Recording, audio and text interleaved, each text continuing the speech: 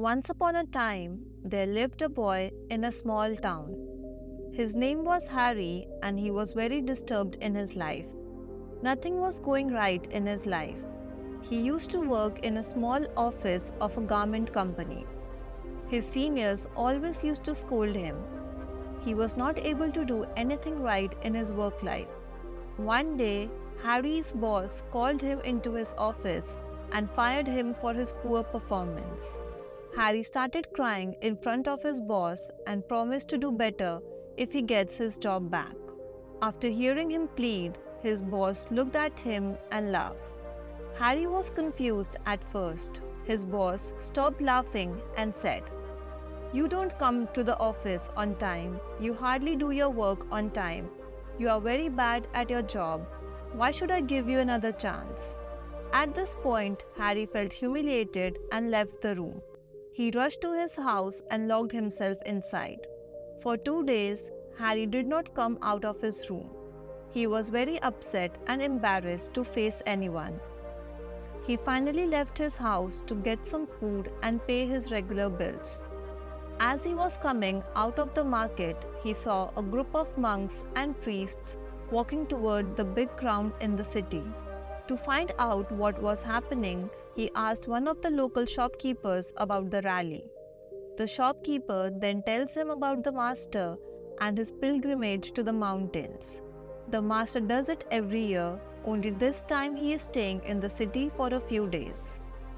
The master was going to listen to the devotees' problems and help them do better in life through his guidance.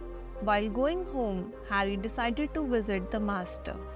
Once the sun rays reached his face, Harry quickly got up, splashed some water on his face, and left to meet the master. After reaching the ground, he found the master surrounded by his devotees. He quickly mingled with the crowd and waited for the master to speak. After a while, the master greeted all his devotees and started telling a story about an old Chinese farmer who lived in a village with his son. One day his horse ran away, so everyone from the village came to console him. To this, the farmer says, "I don't know if this is a good news or a bad news." The next day, the lost horse came back along with 2 other wild horses. The neighbors came to congratulate him on 3 horses this time. Then the farmer says, "I don't know if this is a good news or a bad news." A week goes by. One morning, the farmer's son took one of the wild horses for a ride. He decided to train the horse. He then took the horse to the field and tried to ride him. The wild horse started running fast around the field, due to which the farmer's son fell and fractured his back. Hearing about the accident, people again came to the farmer to console him for what had happened. The farmer stood still and said, "I don't know if this is a good news or a bad news." Just the next day, the military came to the village and asked all the young abled men to join the war and save their country. They knocked on the farmer's door to take his son as well, but they could not take him with them because he was injured. After the military left with all the young men, people again came to congratulate the farmer. His son was not taken to the army like the others. To this, the farmer looked at everyone and smiled at them. After a pause, he says, "Well, I don't know if this is a good news or a bad news."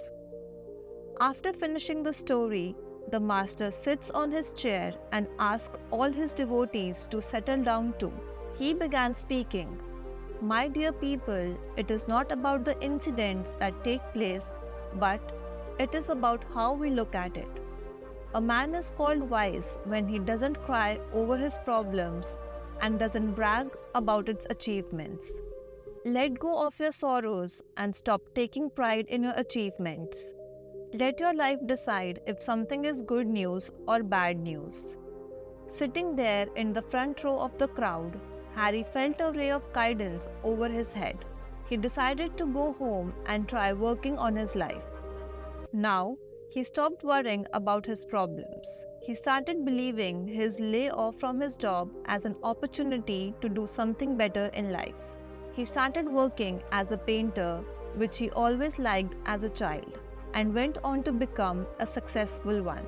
He worked hard for his career and didn't seek pride in his success. He believed in the teachings of Buddhism, and the words of the old monk changed his life. From a failure with no job, he became a happy man with success. The story of the Chinese farmer also teaches us to stay calm and patient in every situation in life.